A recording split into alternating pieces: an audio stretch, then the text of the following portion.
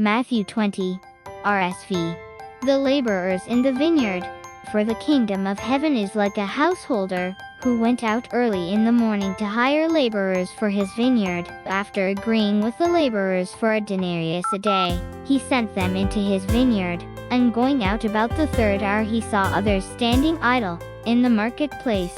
And to them he said, You go into the vineyard too, and whatever is right I will give you. So they went. Going out again about the 6th hour, and the 9th hour, he did the same. And about the 11th hour he went out, and found others standing. And he said to them, Why do you stand here idle, all day? They said to him, Because no one has hired us. He said to them, You go into the vineyard too. And when evening came, the owner of the vineyard said to his steward, Call the laborers and pay them their wages, beginning with the last, up to the first. And when those hired about the 11th hour came, each of them received a denarius.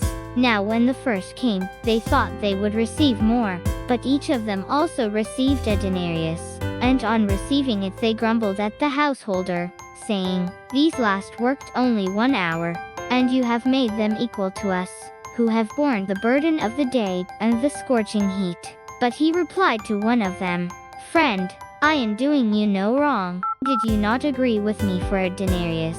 Take what belongs to you, and go. I choose to give to this last, as I give to you. Am I not allowed to do what I choose with what belongs to me? Or do you begrudge my generosity?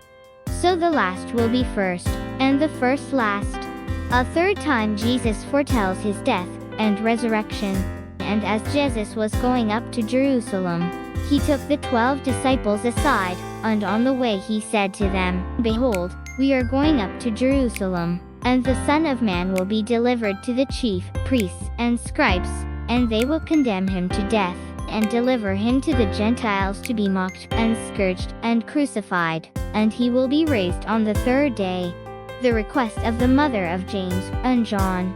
Then the mother of the sons of Zebedee came up to him with her sons, and kneeling before him she asked him for something. And he said to her, What do you want? She said to him, Command that these 2 sons of mine may sit, one at your right hand, and one at your left, in your kingdom. But Jesus answered, You do not know what you are asking. Are you able to drink the cup that I am to drink?